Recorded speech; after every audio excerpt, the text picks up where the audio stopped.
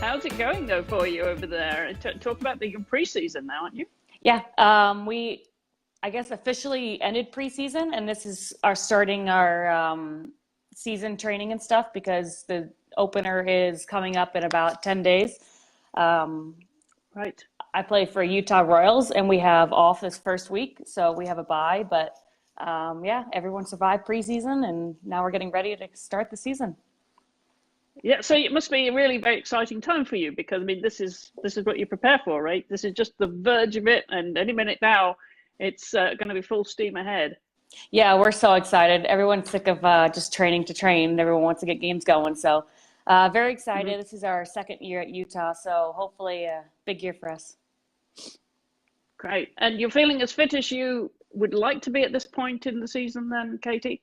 Never. You could always get more fit. You never feel fit enough, especially with the altitude. Your lungs hate you. Right. But yeah, getting there. Yeah. Have you had to adjust to the altitude? Oh, yeah. Yeah. Very, very tough. I grew up in Florida, so I'm not used to anything, any mountains besides like golf courses. So it's been a big adjustment. Yeah, it's pretty flat down there in Florida. That is a huge change for you. Oh, Good. yeah. Well, we're going to be talking about faith and your faith today in this episode in partnership with Athlete Ally. And of course, you are an ambassador for Athlete Ally. How did that come about? Tell us a little bit about that relationship and how that formed. So I think it started 2 years ago when Austin Deleuze, my Wake Forest coach's son, actually uh, Mhm. called me one day and was like, "I want to start a program in North Carolina, raising awareness for LGBTQ rights and just a feeling of inclusivity." In he's playing in the NASL, or I think. So he's playing in a soccer league in North Carolina, and he thought he could get involved with the NWSL, which is where I play. So, long story short, he had a great organization called Playing for Pride, and I was lucky enough to get involved with them, raising awareness based on how many goals you scored, games you started, things like that in the league. And it caught on big time, and a bunch of other athletes decided to join as well. So now I think we had maybe 40 some NWSL players and coaches and even fans wanting to get on board with Playing for Pride. And so then they partnered with Athlete Ally last year, and it's just been an incredible organization to be a part of, and just raising awareness for just a sense of inclusivity in the league and through our sport. So I think it's interesting to see people from all different backgrounds wanting to be involved and try to, raise the awareness. Absolutely. Well, of course, we're happy to have you, and it is a very, very important role that you're playing as an ambassador. Just go back to that playing for pride then, just so people who are not familiar with it can understand how it played out, literally. Yeah. So Playing for Pride started as a fundraising for, I believe, a LGBTQ organization in North Carolina. Austin was inspired um, by what was going on in North Carolina politically and wanted to raise more awareness for, just how sports can change people and how sports can be a platform to inspire change and to show that, like, no matter what your, political background, your sexual orientation, your gender, anything, you could still come and play and in a league where you feel comfortable to be yourself and, thrive. So I believe it started with about 10 players from the NWSL raising money. So if you scored a goal, you donated $3, and a couple other stats along the way. Um, and then you were encouraging other people to match you. So fans would, jump on board, and the more it caught on, just through Twitter and Instagram and these other like amazing social media platforms, more people wanting to get involved, and it's transformed into a big organization now where they have a Pride Month and everyone has their Pride games, and it's just raising even more awareness and even more money to help fund these programs that help, people come out or, be who they want to be in a world where everyone's so quick to judge. So it was started by Austin Deleuze, but it's picked up and it's been all over multiple different leagues. Well, I want to talk about your faith and your background, Katie, because that's why we're here. But tell us a little bit more about why you related to the LGBTQ community in the way that you have. How did you segue into your, support of the community and the importance of allyship? I think I've seen, just being a professional athlete, you're surrounded by girls who are in so many different walks of life, so many different backgrounds, and they all have so many different opinions and things that set them apart as individuals. But it's so inspiring that we all come together and still play the same sport, and we still love the same game. So we have this common, goal and this thing that brings us all together. So when I saw that there were so many people out there that wherever they identify themselves on that LGBTQ, spectrum, they still have this, same passion that I have. So we can find this common ground. And even if I'm a Christian and most people say, those two communities don't add up and don't, mesh well, I still think that at the end of the day, the biggest thing you can come away from both of those groups is like a need to be like loved and included and accepted. So I think as a Christian, I've been challenged in my own faith to say that I'm in no position to judge anybody else based on whatever decision they make or however they're different from me. Instead, it's my job to help them feel loved and included. And when I've seen these different types of players and come into contact with so many different, cultures and backgrounds, that it's almost like it challenges me and helps me become a better individual by, listening to what they have to say, listening to their opinions, and finding a way to show them love and support regardless of my, religious background. So I'd grown up Catholic, and I think I'm more of a contemporary denomination now, but I still believe that the number one takeaway from any Christianity or most religions is to love your neighbor. And so I think that was the biggest thing playing professionally, to love my teammates and my coaches and the staff, everybody as individuals and as equals. And how do you identify within the LGBTQ community, Katie? I'm a straight heterosexual individual and have never experienced any other, type of relationship. And I'm completely content and happy with where I am. And that's not to say that's, for everybody. That's just where I am. And you mentioned there, of course, you grew up Catholic. Where did you stand growing up and in your teenage years, those difficult years when you're identifying yourself as a person, as a young woman, as an athlete? There are a lot of things that we process at that age. And you had that layer of faith as well, being an athlete. How did you merge these? How did you, if you like, unpack them first and see where you really stood? Because you talk about being a contemporary Catholic in a way that you're not practicing as strictly as some Catholics may. Talk a little bit about that transformation for you and how you came to be in a comfortable place where you are now with faith and sport. I think, like you said, you go through those transitional years, and I think a big transition for me was college, because I was moved out from home and on my own, so I had to make my own decisions, and that included, would I go to church on Sundays or would I just sleep in?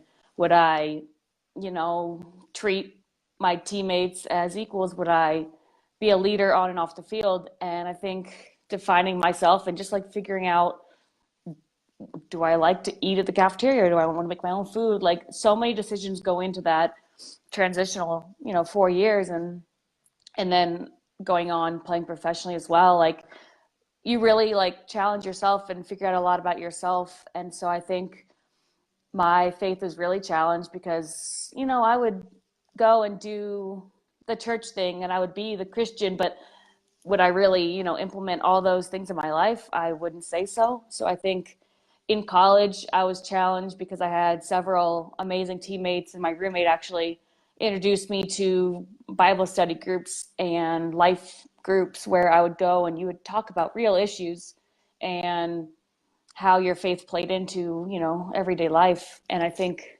through that and reading the Bible more and getting more involved, not just going to church on Sunday, but actually figuring out where I stand religiously and in my community. Those years were really important for me, and I think I'm still continuing to grow. And I think when Austin had originally asked me about playing for Pride, I had to think about it and be like, I wonder if I can say, yes, I support this, because there is this huge stigma that the two just don't, you know, line up. So I think I really had to analyze, well, yes, the Bible is very strict on, you know, what it says about marriage, but does that mean I can't, you know, say that I support any of my other like peers because of their decisions? No. And I think my biggest takeaway, like I said, was that, you know, I have to show them love and support from a Christian standpoint too. I think everyone's so quick to, like, you know, make everything cut and dry, black and white, but the world isn't that way. And I think I'm not trying to twist the words of religion or change any theology, but I think it's really important to find some kind of like allyship and support, regardless of my own personal opinions. Did you have any resistance to that change in direction, if you will, and that coming to understanding where you really wanted to be in that juxtaposition between faith and sport and professional sport and LGBTQ community, Kate, from maybe your family or any peer pressure that at that time?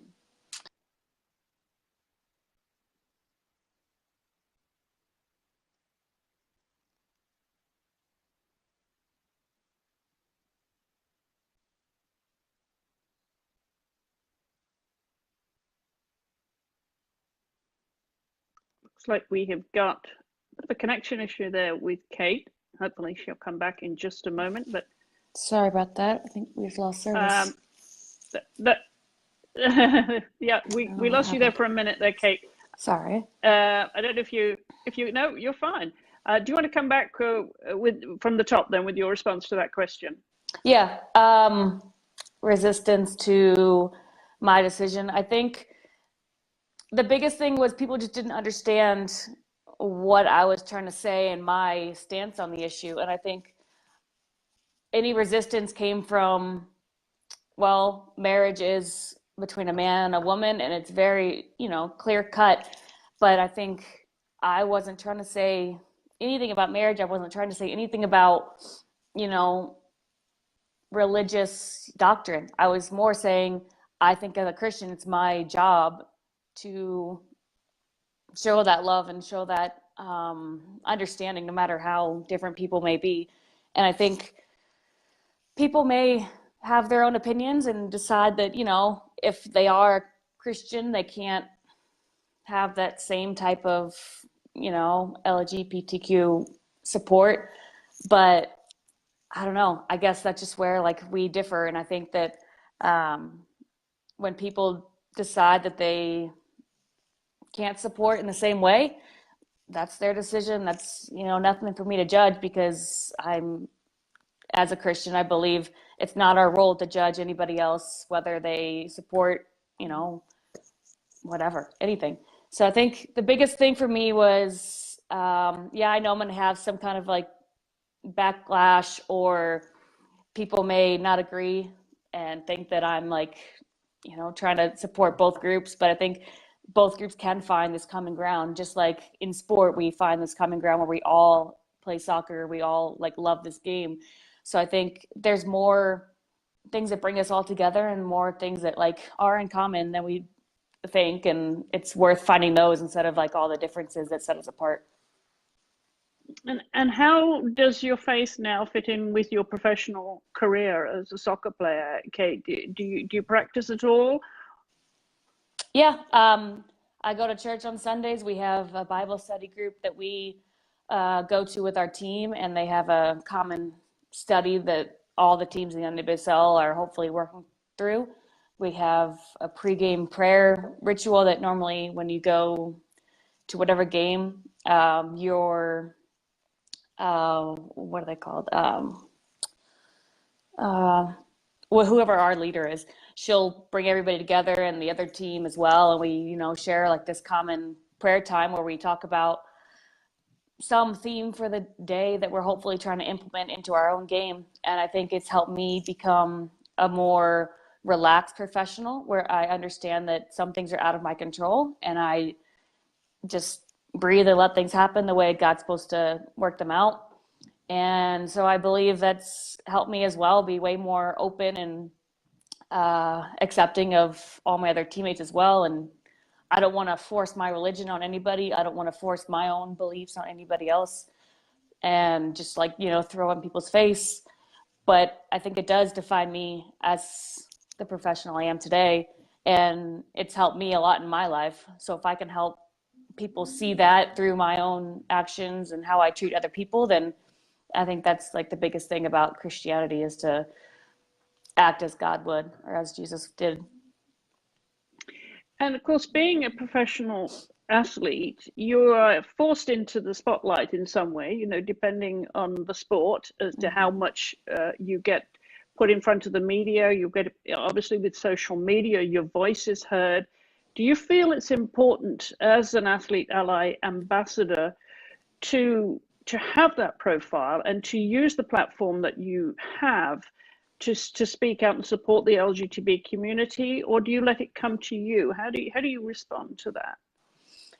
I think social media it can be used as a very positive platform, and I think too often we use it as, hey, here's my lunch, here's what I've done today, like I'm visiting this place, here's how cool this architecture is. But I think instead of just a superficial portrayal of who we are, we can use it as a platform to speak out on issues we feel so passionately about. And I think this is a major concern in today's world, and especially in professional sports. And I think more and more people are jumping on board because they see these athletes standing up for what they believe in and supporting these groups and showing that, hey, I'm a professional athlete, but I'm just like you. And yet here's what I believe in, and here's what I think more people should support. And I think when you have younger kids looking up to these professionals, they see you as a role model, whether you're a good one or not. So I think it's our job as professionals to be as strong a role model as we can and help inspire these other kids to adopt this culture of inclusivity and form this allyship with the LGBTQ, wow, that's a mouthful, LGBTQ community, because we can use social media as this, place where I put sarcastic jokes out there, but at the same time, I feel very passionately about certain groups that I want to support and do as much as I can to help promote, this inclusive environment in professional sports and in the community in general, because we have that opportunity. And I think it'd be a waste to not use it. Yeah, it's a great platform, obviously, as you say, to convey your message as well. I'm interested in the reaction that you get as a player when you go out, when you're playing both at home or away, and you've played internationally as well. Do you get young girls coming up to you and talking about any of these issues, and where you stand, knowing that you have the profile that you do, and seeing that you do represent Athlete Ally, of course, and you are supportive of the LGBTQ community? I'm curious as to if you get any feedback from young people. I think young people and this whole culture that we have these days, it's so easy to hide behind the computer and ask things online versus when I see people at games or afterwards, normally it's hey, can you sign this? And that's totally fine, nothing wrong with that. But I think the only time I'll really get some kind of questioning would be, maybe on Twitter when people comment, because it's so easy to type up a little blurb and press enter. You don't ever have to see them face to face. So it'd be more inspiring to I think have that opportunity to talk to people face to face and, you know, hopefully inspire people to, instead of just responding on social media, where that could be a great first step. And I think it hopefully, you know, is starting to get the ball rolling. I think I'd invite people to actually like speak and find a time to like meet somebody and like to have that conversation, because I think most of the problem is from us not understanding where each other stand. And I think when I can have a conversation with somebody and see where, you know, the discrepancy is, then we can talk through it and maybe see, you know, where we can find this common ground. So I think when people do have these strong opinions, it's great. And when you post them online, it's, you know, fine. But I think hopefully we can open this like open dialogue where we can discuss whatever people are, their backlash or their acceptance or whatever they feel in regards to the LGBT community and, you know, religion. And I think if we can inspire the younger people to open their mouth and have these conversations, but like from a place of love and openness where you can listen to their own opinions and not form judgment right away. Instead, you know, talk through it and see where we both stand and then find some common ground. Right. And do you welcome opportunities, say, for public speaking? Do you get those opportunities? Personally, it makes me want to sweat and like I get very nervous and I'll start stuttering. So, I mean, as soon as the camera's in front of me, I freak out. But I think trying to become a better person and challenge my own self, I should be open to those opportunities if they arise. And I think I would hopefully try to prepare and, you know, address them if they ever do come my way. But personally, that makes me nervous. Well, you're doing very well. Oh, thank you. So good practice for you. What message would you give, Katie, to young girls and women who maybe are conflicted by being part of the LGBTQ community and, you know, being loyal to their faith? I think, I mean, I personally have a few friends who have gone through this, and I think it's hardest when they are a part of both groups and they have people who have very strong opinions, polarizing opinions, and it's hard to find your place amongst the groups and, you know, try to put yourself in a certain category. And I think that's where it goes back to the world's not black and white, and you can be more than just one thing. You don't have to like segregate yourself and say, I'm, you know, religious, so I can't be involved with anything else. Or I don't know, like I was raised this way, so I can only do this. And I think people, if you're, I mean, I think if girls, boys, anybody, or people are struggling with, you know, identifying themselves, I think it's about, you know, letting yourself just be who you're comfortable being and just hoping that, you know, the world will take you how you are. And I think hopefully we can inspire people to be more open and, you know, on one hand, willing to be who they want to be. And then on the other hand, people letting them be them. And I think in sports, everyone should have that opportunity to, you know, express themselves on and off the field and like just, you know, be comfortable, because I think especially in sports, you perform better when you're at ease, you're comfortable, and you feel like other people around you want you to do better. So I think we can take that same type of feeling into the world, and if we're comfortable in our own skin and find who we are, just like, I mean, everyone goes through that transition period, but I think it's a constant, you know, growing process where you have to find what defines you and what you like and what your opinions are and why your opinions are that way. And so I think I would challenge people to, you know, take each day and not judge yourself, not judge other people, and see how far that takes you, because we're more common than we think. And even if you do have these opinions or lifestyles that set you apart, I think there are groups that accept that. And I think you can be inclusive in more than just one group, because we all have these overlying factors that, you know, connect us all. And I guess that would be the same message then to anyone outside of the LGBTQ community who, you know, as you say, may be approaching this in a very different way because of their faith, you know, and because, you know, their beliefs inhibit them. And because there's a line there, it's a black and white line for them, it's not gray. I guess you would pass on the same message to them, would they? I mean, because we would like to think that people outside of the LGBTQ community could find a way to be empathetic and understand that there is a place for everyone, regardless of your gender, your sexual preferences, or your faith. Mm-hmm. I think that's the biggest thing. If we can show some kind of empathy where we may not understand somebody completely and we may not have gone through the exact same situation, but we can say that, hey, I'm here for you any way that you need. And I think the more we can be there for other people and again, find some kind of common ground, find some kind of thing that brings you together, not something that separates you, and find some way to like judge them.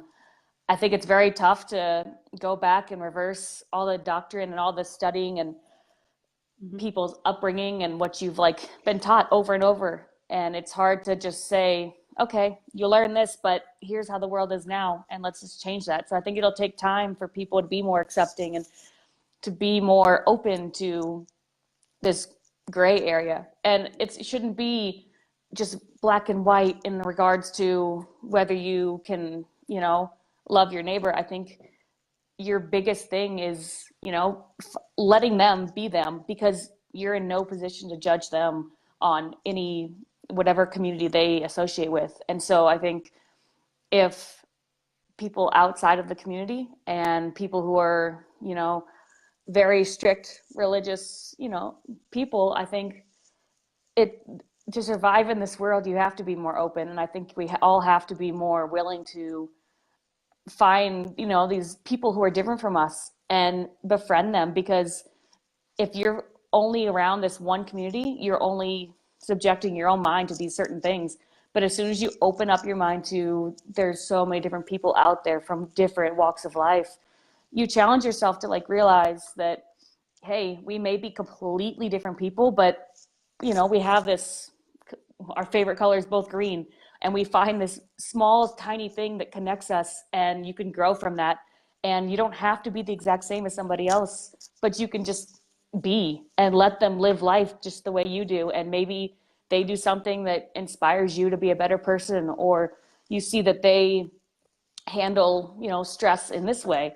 And then you can, you know, emulate them, no matter if you think that you're completely different polar opposites. But you guys do have ways that you all go through life, and everyone still has these ups and downs through life. So it's important to have a sense of community, even if we're not all the exact same. And I think on a team, you see that. And I've experienced that and been a part of that, luckily. And I have teammates who are like, I would never, if we were in high school and we had these like strict little groups, like you were a jock or you were a nerd, I was in both groups. And yet I found in life, and especially on a team now, like I have people who I would never associate with, like if I was just walking down the street. But since we have this common goal that we found with soccer, I can go out and get a coffee with them and have these like very interesting conversations that I don't even think I'd be able to do with someone who was the exact same as me. So I think it helps us challenge us as better, to become better people when we do associate with people who are so different from us. So I think whether you're inside a community, outside a community, in 15 different communities, I think it's important to find some kind of common ground where you can find a reason to befriend these people. And even if you're not the exact same, or if you're polar opposites, you can still respect them enough to let them be comfortable being themselves. And we don't need to all be the exact same, but it's almost better when we are different, because that's what makes the world, you know, the way it is.